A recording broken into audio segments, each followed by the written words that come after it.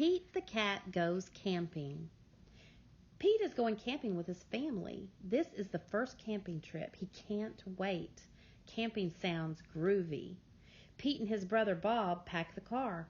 They bring food, flashlights, fishing poles, and tents. "Don't forget the sleeping bags," says Dad. He hands them to Pete. It is a long drive to the campsite. Finally, they arrive. Pete's mom and dad set up the tents. Pete and Bob go deep into the woods. They collect sticks to make a campfire. Pete and Bob decide to go for a hike. Bob shows Pete the footprints of all the animals who live in the forest. They see bear tracks and deer tracks. One set of tracks looks like it belongs to a raccoon. Just then, a bunny hops past. He leaves another set of tracks in the dirt. Pete looks at a big footprint. "Far out," he says. "Look how big this is, Bob." Bob bends down. "I don't know what animal made that," he says, "but I bet it's not something we want to run into." Bob and Pete make their way back to the campsite. Their dad is waiting for them. "Come on, boys. It's time to catch our dinner." Pete's dad holds up a fishing rod. "Who wants to try?" Bob doesn't like fishing. He stays at the campsite to get the fire going. Pete wants to try. He and his dad go to the lake. They have to be very quiet so they don't scare away the fish. Finally, Pete feels something tug on his line. He caught something. Pete and his dad bring their catch back to the campsite. "That was awesome," Pete says. "Look what I caught." Pete's mom takes the fish from him. She cleans it and cooks it over the campfire. It is delicious. Great job, Pete. After dinner, Pete and his family gather around the fire to keep warm.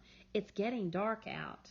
Pete looks up at the sky. He has never seen so many stars before. "How about a story?" Pete's dad asks. Bob jumps up. "I've got one," he shouts. Bob tells Pete and his parents all about a big, hairy giant who lives in the woods.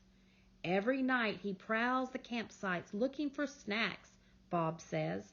"In the morning, all that's left are crumbs and giant footprints. In fact, his feet are so big that he is called Bigfoot." "Groovy story, Bob," Pete's mom says. "And speaking of snacks, who wants s'mores?" Pete's dad gives everyone a stick to toast marshmallows on. Pete's mom hands out graham crackers and chocolate. Soon everyone is enjoying a yummy dessert. Pete can't stop thinking about Bob's story. What if Bigfoot is real? "Don't let Bob scare you," Pete's mom says. "No one has ever seen Bigfoot." "But if he is real," Pete's dad adds, giving Pete another marshmallow, "I bet he's friendly, and I bet he likes s'mores." That gives Pete an idea. He decides to make a s'more for Bigfoot. That way, if he does come, he'll have a tasty snack. Soon it is time for bed. Pete's dad puts out the fire, and Pete and Bob head to their tent. Pete snuggles into his sleeping bag. It's warm and cozy, but he can't sleep.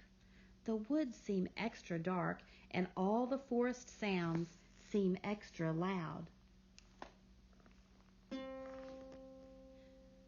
Suddenly, Pete hears a weird swooshing sound. He sits up and looks around.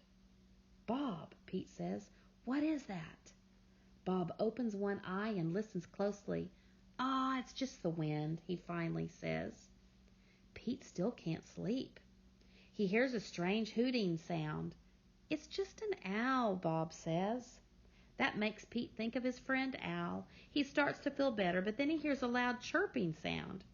"It's just the crickets," Bob says. "Go to bed, Pete." Pete puts his pillow over his head. Maybe he can hide from the noises. Crack! Pete sits up again. "Bob, did you hear that?" he asks. But Bob is fast asleep. Pete hears another crack. He listens carefully. Is it Bigfoot? Pete opens the tent and looks around, but it is too dark to see anything. The next morning, Pete is the first one up. He rushes outside and looks around. He doesn't see any broken branches. There aren't any footprints. Then Pete sees the table. The s'mores he left for Bigfoot is gone. In its place is a note. It says, "Thanks for the treat. XOXO," and is stamped with the biggest footprint Pete has ever seen. Pete shows the note to his family. "I knew Bigfoot was real," Bob shouts. Pete smiles. He knows now that Bigfoot isn't scary. Just because he looks different doesn't mean Pete should be afraid of him. Pete starts looking for sticks. He can't wait to make another s'mores for his groovy new friend, Bigfoot. The end.